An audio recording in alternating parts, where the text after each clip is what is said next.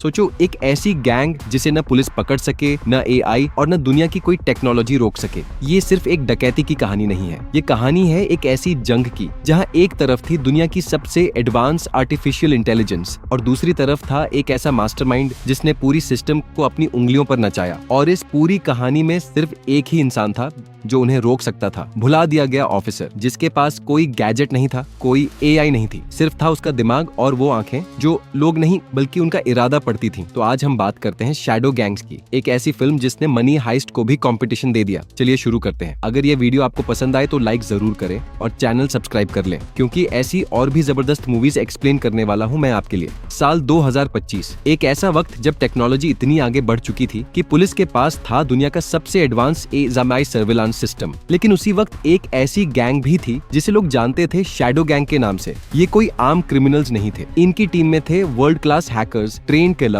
Killers और ऐसी planning जो किसी भी सिक्योरिटी सिस्टम को बच्चा बना दे। और इस गैंग का सबसे खतरनाक वेपन था उसका हैकर बिल। रात का वक्त शहर के सबसे सिक्योर्ड बैंक के सीसीटीवी नेटवर्क में कोई घुस रहा था। कंट्रोल रूम में बैठे ऑफिसर्स को लगा बस एक छोटा सा ग्लिच आया होगा, सिस्टम में कोई टेक्निकल खराबी। लेकिन अगली ही सेकंड अलार्म, खबर आई कि शहर के सबसे सुरक्षित बैंक से करोड़ों डॉलर की डकैती हो चुकी है। पुलिस ने तुरंत एक्टिवेट किया अपना एआई सर्विलांस सिस्टम स्पाइस, जो पूरे शहर के कैमरास को सिर्फ कुछ सेकंड्स में स्कैन कर सकता था। जल्दी ही एआई ने ट्रेस कर लिया चोर की कार का लोकेशन। कई पुलिस यूनिट्स वहां पहुंच गईं, लेकिन जब पहुंचे तो रोड बिल्कुल खाली थी और स्क्रीन पर वही कार अभी भी दौड़ती हुई दिखाई दे रही थी। पूरा पुलिस नेटवर्क हैक हो चुका था। अगली सुबह जांच में एक और बड़ा खुलासा हुआ। जिस तिजोरी को लूटा गया था वो थी एक अरबपति बिजनेसमैन की। उसने अपने 500 करोड़ डॉलर के क्रिप्टो अकाउंट का आधा पासवर्ड एक नोटबुक में छुपा कर रखा था। मतलब चोरों को सिर्फ पैसा नहीं मिला था, उन्हें मिला था दुनिया की सबसे बड़ी डिजिटल दौलत तक पहुंचने का रास्ता। और यह तो सिर्फ शुरुआत थी। गैंग का अगला टारगेट था मकाऊ टावर की एक बिल्डिंग, जहां थी एक डिजिटल करेंसी कंपनी का मेन ऑफिस। पूरे स्टाफ को बंधक बना लिया गया, कुछ एम्प्लॉइज को बेरहमी से पीटा गया, फिर मेन सर्वर तक पहुंच बनाई गई। गैंग का लीडर था जॉन, लेकिन असली खेल खेल रहा था पर्दे के पीछे बिल। जैसे ही सिस्टम एक्सेस हुआ, पता चला कि इस कंपनी के क्लाइंट्स में थे देश के सबसे बड़े क्रिप्टो इन्वेस्टर्स और उनमें से एक के अकाउंट में थी 10 अरब डॉलर से ज्यादा की रकम। जॉन समझ गया इतना बड़ा पैसा उतना ही बड़ा खतरा लाता है। उसने सबको यही डेटा छोड़ देने की सलाह दी, लेकिन बिल वो लालच के उस मोड़ पर पहुंच चुका था जहां से वापसी मुश्किल थी। उसने अपने साथी मैक्स को पूरा डेटा कॉपी करने का आदेश दे दिया। कुछ ही मिनट में पूरी बिल्डिंग वॉर जोन बन गई। पुलिस को खबर आ चुकी थी, बिल्डिंग की हर मंजिल सील की जा रही थी। गैंग सर्वर से डेटा लेकर लिफ्ट की तरफ भागी। लेकिन सबसे दिलचस्प बात यह थी कि गैंग का लीडर जॉन बाकी साथियों के साथ नहीं था। वो नीचे लॉबी के कैफे में आराम से कॉफी पी रहा था। किसी को कोई शक नहीं, लेकिन फिर एक औरत ने गलती से उसकी फोटो खींच ली। उस वक्त किसी ने ध्यान नहीं दिया, लेकिन यही फोटो आगे चलकर पूरे केस का सबसे बड़ा सबूत बनने वाली थी। लिफ्ट के अंदर पुलिस और क्रिमिनल्स के बीच जबरदस्त भिड़ंत शुरू हो गई। इसी दौरान गैंग ने कैप्टन सैम को बंधक बना लिया। अब बाकी ऑफिसर्स गोली नहीं चला सकते थे। सैम हारने वालों में से नहीं था। जैसे ही मौका मिला उसने अकेले 4 अपराधियों का सामना किया, लेकिन तादाद ज्यादा थी। आखिरकार गैंग ने उसे हथकड़ी लगा दी और सीधे बिल्डिंग की छत की तरफ बढ़ गई। छत पर पहुंचते ही क्रिमिनल्स ने ऐसा कदम उठाया जिसकी किसी ने कल्पना भी नहीं की थी। वो सीधे टावर से छलांग लगा देते हैं, नीचे सैकड़ों फीट की गहराई। लेकिन उनके पास थे स्पेशल पैराचूट्स। इसी अफरा तफरी में एक औरत नीचे गिरने वाली होती है। सैम अपनी जान की परवाह किए बिना उसे बचाने के लिए दौड़ा और यही वजह थी कि अपराधी एक बार फिर उसकी पकड़ से निकल गए। बिल ने बिल्डिंग का पूरा लिफ्ट सिस्टम भी हैक कर दिया था। सैम के पास नीचे उतरने का कोई रास्ता नहीं बचा। मजबूर होकर उसने एक जंपर केबल पकड़ी और अपनी जान जोखिम में डालकर टावर से नीचे उतरने लगा। किसी तरह वो बच गया, लेकिन गैंग वो पहले ही शहर के दूसरे हिस्से की तरफ निकल चुकी थी। होटल की छत पर लैंड करते ही उन्हें लगा वो बच निकले हैं, लेकिन वहाँ पहले से पुलिस उनका इंतजार कर रही थी। गैंग ने अपने मास्क, हाईटेक गैजेट्स और चालाकी का इस्तेमाल करके पुलिस को भ्रमित कर दिया। कुछ ही मिनट में वो होटल के अंदर गायब हो गए और बिल ने होटल के सारे सिक्योरिटी कैमरों का डेटा मिटा दिया। पहली बार एआई सिस्टम पूरी तरह बेबस नजर आ रहा था। पुलिस मजबूर हो गई, पुराने तरीके अपनाने पड़े। तभी सीनियर ऑफिसर लारा ने एक ऐसा नाम लिया, सुनकर कमरे में सन्नाटा छा गया। अब हमें रिटायर्ड लेजेंड ऑफिसर वोंग को वापस बुलाना होगा। सैम हंस पड़ा। उसे लगा एक बूढ़ा आदमी इस हाईटेक दुनिया में आखिर क्या कर लेगा, लेकिन लारा ने उसे याद दिलाया मशीन्स पहले ही हार चुकी हैं। एआई अपराधियों के पीछे भाग रहा था और अपराधी एआई से कई कदम आगे चल रहे थे। अब उन्हें चाहिए था एक ऐसा इंसान जो कंप्यूटर नहीं, इंसानी स्वभाव पढ़ना जानता हो। 2 ऑफिसर्स, रॉक और हेलन, वोंग को ढूंढते हुए पहुंचे। कभी वो पुलिस का सबसे खतरनाक अंडरकवर एजेंट हुआ करता था। उसकी फाइल बहादुरी और खतरनाक मिशंस से भरी थी, लेकिन उसके अतीत पर एक ऐसा दाग भी था जिसने उसकी पूरी जिंदगी बदल दी। उसके पार्टनर की मौत, और वो पार्टनर था कोई और नहीं, हेलन का पिता। जब रॉक और हेलन उसे ढूंढ के पहुंचे, वो किसी खतरनाक मिशन पर नहीं था। वो आराम से अपने कुत्ते को घुमा रहा था। पहली नजर में कोई यकीन नहीं करता था कि यही वो आदमी है जिसने कभी अपराधियों की दुनिया में डर का नाम कमाया था। हेलन ने स्टूडेंट बनकर उससे बात करने की कोशिश की, लेकिन अगला ही पल वोंग खुद उसकी टेबल पर आकर बैठ गया। मुस्कुराते हुए बोला, पूरा दिन मेरा पीछा कर रही हो, कम से कम थोड़ा प्रोफेशनल तो बनो। हेलन हैरान रह गई। और असली झटका, वोंग बिना किसी को एहसास हुए रॉक का पुलिस बैज भी चुरा चुका था। उम्र भले बढ़ गई थी, लेकिन उसकी नजर और दिमाग आज भी पहले जैसा खतरनाक था।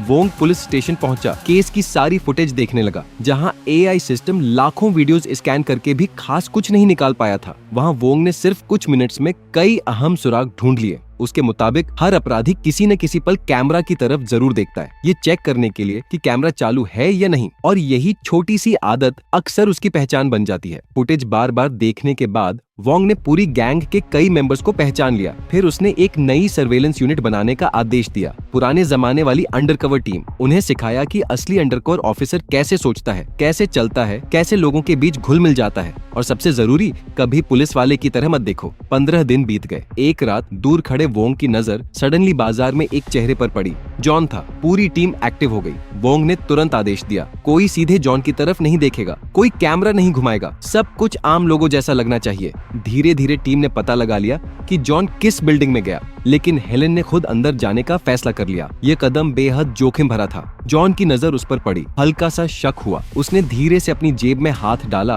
और चाकू तैयार कर लिया। वोंग दूर बैठा फुटेज देख रहा था। कुछ ही सेकंड्स में समझ गया जॉन ने हेलन को नोटिस कर लिया है। वो तुरंत बिल्डिंग के अंदर पहुंचा। बिना वक्त गंवाए हेलन का पिता बनने का नाटक शुरू कर दिया। उसने बहाने से हेलन के कान का ब्लूटूथ डिवाइस भी निकाल दिया ताकि जॉन को कोई शक न हो। फिर वो आराम से जॉन के पास बैठ गया और बातों बातों में उसने जॉन को एक सेब ऑफर किया। देखने में आम सेब था, लेकिन अंदर छुपी थी एक छोटी कैमरा। जैसे ही जॉन ने सेब लिया, कैमरा ने उसके चेहरे की बिल्कुल साफ तस्वीर कैप्चर कर ली। पुलिस को अब तक का सबसे क्लियर शॉट मिल चुका था। एक रात अचानक दरवाजे पर दस्तक हुई। जैसे ही वोंग ने दरवाजा खोला, सामने खड़ा आदमी बिना एक सेकंड गंवाए हमला कर दिया। यह था टिम, बिल का जुड़वां भाई, एक बेहद खतरनाक और ट्रेंड फाइटर। कमरे के अंदर देखते ही देखते जबरदस्त लड़ाई शुरू हो गई। बिल कहीं दूर बैठा पूरी लड़ाई लाइव देख रहा था। उसके चेहरे पर जरा भी चिंता नहीं थी, क्योंकि यह हमला कोई अचानक लिया गया फैसला नहीं था। डिनर के दौरान उसने चुपके से हेलन का फोन हैक कर लिया था। अब उसके पास सिर्फ हेलन का डेटा ही नहीं था, पुलिस स्टेशन के कई कैमरों और सर्विलांस सिस्टम का एक्सेस भी था। बाहर बैठी सर्विलांस टीम को कुछ भी असामान्य दिखाई नहीं दे रहा था। उनकी स्क्रीन्स पर सब कुछ नॉर्मल था। बिल एक बार फिर साबित कर चुका था, टेक्नोलॉजी उसके हाथों में सबसे खतरनाक हथियार थी। मगर उसकी योजना में एक छोटी सी गलती रह गई। टीम को शक तब हुआ जब हेलन अचानक उनके सामने दिखाई दे गई, जबकि स्क्रीन पर वो अभी भी कमरे के अंदर थी।